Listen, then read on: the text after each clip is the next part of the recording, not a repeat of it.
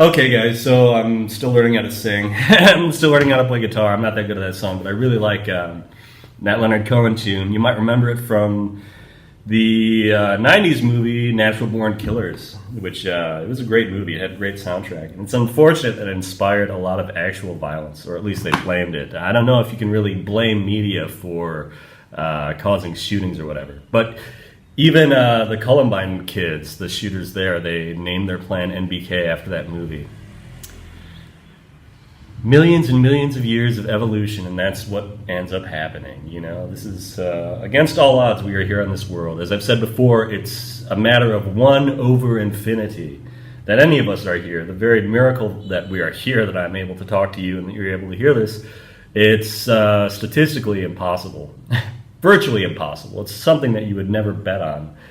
And anyway, today I don't have any news items to talk about. I already covered the John McCain thing, and now they're talking about Nike shoes or something. I don't give a shit. I'm sorry. I don't swear on this anymore, but I just, I really don't give a shit about what's happening there. And it's amazing how Americans just always default to talking about politics. And someone pointed this out to me. I ran into an Australian friend tonight for dinner at the same sushi place, and so we sat and talked. And his gripe about Americans that we always get into politics. But of course, I know some very politically minded Australians as well. And anyway, where am I going with this? I wanted to do this is sort of like a reality TV show video where I'm just catching up.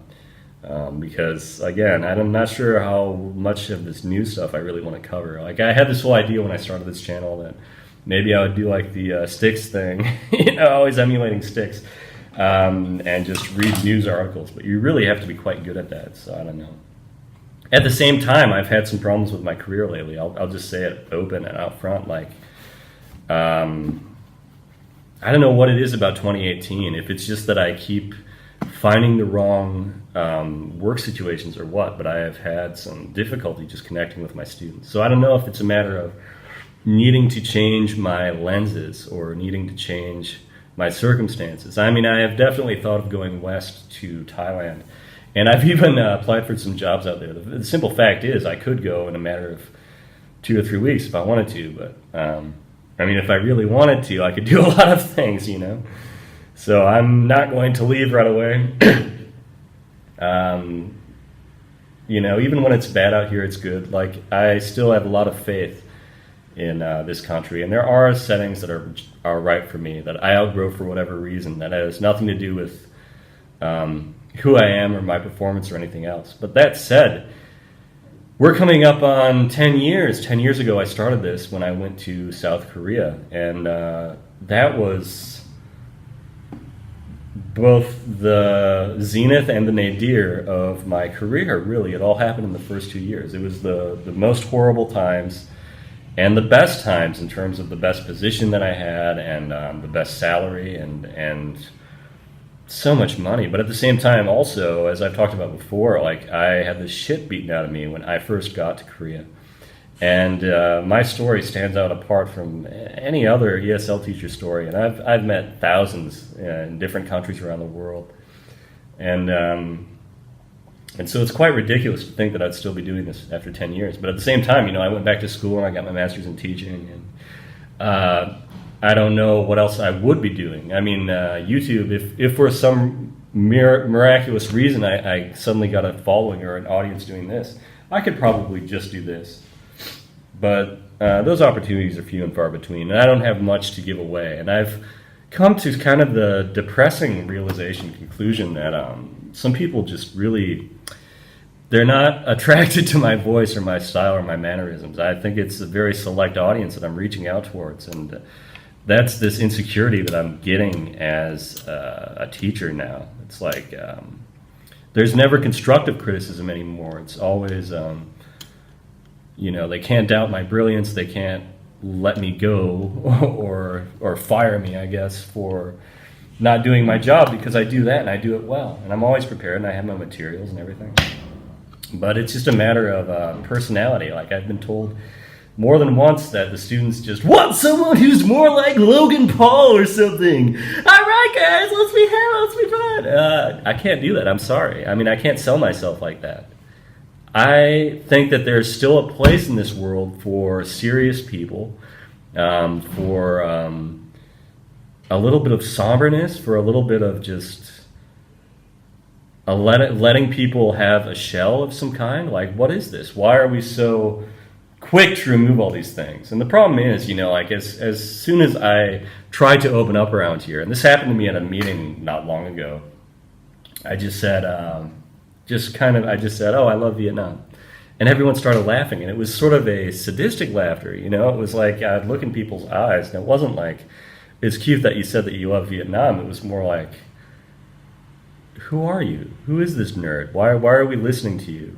What do you do here? And I go to these meetings, and I get paid pretty well, in fact, just to stand there and just be the white guy, I guess.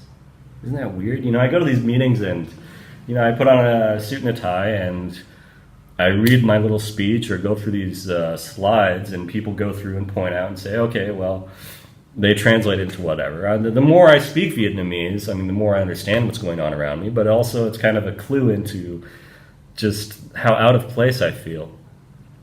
So I don't know. I definitely think that when I do leave here, and I'm not sure if that'll be in, 3 months, 6 months, but as soon as I have enough money, I want to go to Thailand, because both my trips there, I found that everything is so weird. It's so 11 on the scale of 0 to 10 of weirdness that I feel okay. I feel normal. I don't need anything. There is no enhancement. There is no high. There is no thrill. There is no need that I really have, except for, I guess, these last couple of times it's been religious needs. The first time it was going to these Buddhist sites and praying on my mala, which I've put away.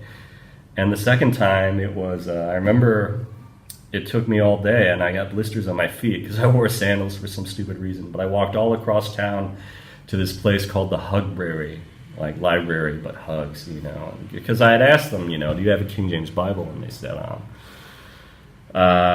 we have New King James. Now, I guess that's close enough. Of course, I definitely wanted a King James Bible. I even almost went to the extent that I printed one out, just like I had printed out an entire copy of The Course in Miracles. But anyway, I went to this Hugbrary, and they were closed in spite of saying they'd be open. But the lights were on, so I thought I'd wait. And I sat down there, and I read some more of the New Testament, and that's when I went in, and for 600 baht, I bought this. And as you can see, I'm already got a pretty good start on it now. I'm just about done with the Pentateuch. I've just got to get through Deuteronomy. And I just reread the book of Numbers, and actually that's really an amazing book when you sit down and figure out what's happening, because it's a real turnoff, because it's a lot of lists, and it goes through 12 sets of identical gifts by the 12 sets, or the 12 tribes of Israel. And it's very easy to get caught up in all that. But really it's the story of carrying the Ark of the Covenant through the wilderness to the Promised Land, and how it's no mistake that they were wandering the desert.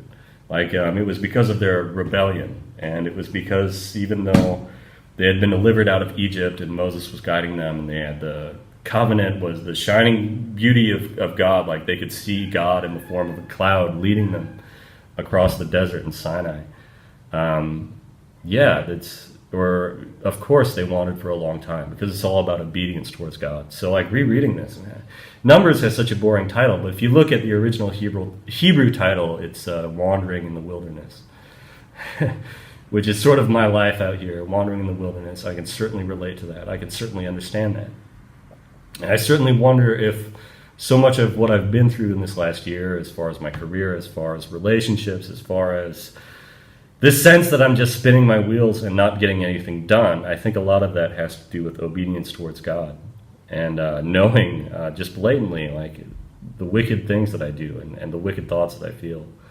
And I think that if those things are allowed to go unchecked, it can really affect your attitude. And so it's hard to be the fun, happy teacher when you're actually sorting through some very serious, interesting, and deep things. And if that's where your heart is, I'm not sure what else I could be doing with my life. If I'm not going to be jumping around and exuberant, and if, as my subscriber count below shows, if this isn't for me either, I don't know I don't know what the fuck I'm going to do, but I'll be okay. And I've decided that, indeed I am a Christian. And maybe for the first time in my life, I am a Christian.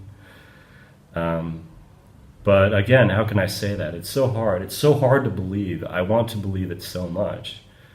I want to believe in this eternal life, but part of me still clings to this idea of resignation and just trying to find peace and live in the present. To go through all that communist nonsense, as Ben Shapiro pointed out in the lyrics to John Lennon's Imagine. No borders, no people, no country, no gods, no life in the end. Just one flash, one instant moment that's supposed to make up for it all. I'm not sure that it does.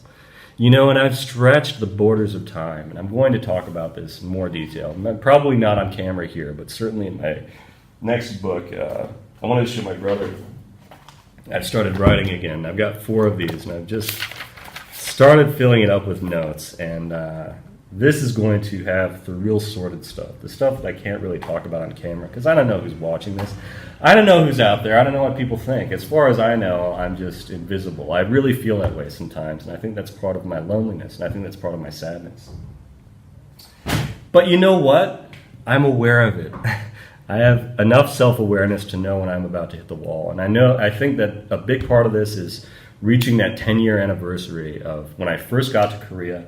And only a month into it, I was hospitalized, savagely beaten. I had to have plastic surgery on my face, all my stuff stolen, and it's just hard to get over that. It's 10 years later, because I still kind of had that sense where, I emerged from the hospital in Korea, and I thought, I don't really belong here. I don't really need to do anything. This is all just a fantasy. And if anyone gives me crap for not caring enough, I can just show them the bandages, But the bandages are gone. I've healed physically. It's mentally that hasn't healed. And it's not about Korea, and it's not about Saudi Arabia. It's not about any damn country. I could go to Mars, and it wouldn't be far enough. I think it has to do with the fact that, I'm just not willing or able to let go of the pain. And so we all have problems. We all have secrets. We all have pain. And I'm willing to share that. I don't know who's listening, but I'm willing to share that, and I'm willing to step forward. And I have a very powerful ally right now.